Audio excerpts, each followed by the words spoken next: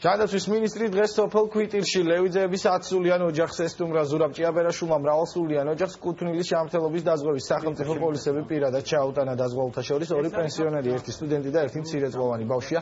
მოგვიანებით ზურაბ ჭიაბერაშვილმა წყალტუბოს სამედიცინო ცენტრი დაათვალიერა და ექიმებს შეხვდა.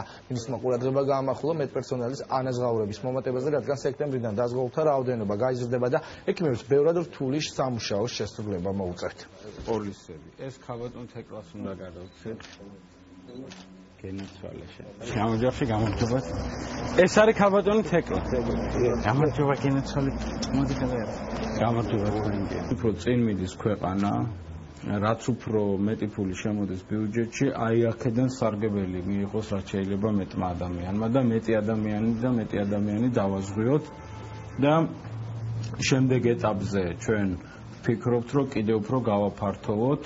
სულ მეუბნებიან ხოლმე, რომ აი პენსიონერი დაეწყო, ბავშვი დაეწყო. მე არ იხოვნ, აი 40 წლისა ვარ და მე არ მიგდა დაზღვევა. ამაზე ჩვენ ვამბობთ, რომ ჩვენ ახლა შევიმუშავებთ ბაზისურ პაკეტს და ბაზისური პაკეტი და ახლა ჩვენი ასაკობრივ ჯგუფს ძირითადად მართლა რა ჭირდება.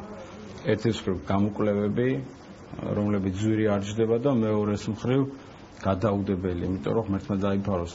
ავარიაში რომ მოხდე მეც და სასწრაფოდ მიმიყვანენ საავადმყოფოში, აი ის რომ დაიფაროს რა.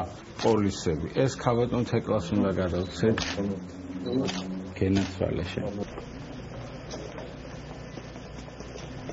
1 სექტემბრიდან ექთნებზე ალაპარაკი. ჯერჯერობით ხელფასის მატება არ ეხება ექიმებს, ექთნის ასისტენტებს და სანიტარებს. თუმცა პირველი რიგის ამოცანა შემდგომი არის ექთნის ასისტენტი და სანიტარი, მაგრამ საქმე პროცესი მუდმივად გაგრძელდება და ამას გავაკონტროლებთ.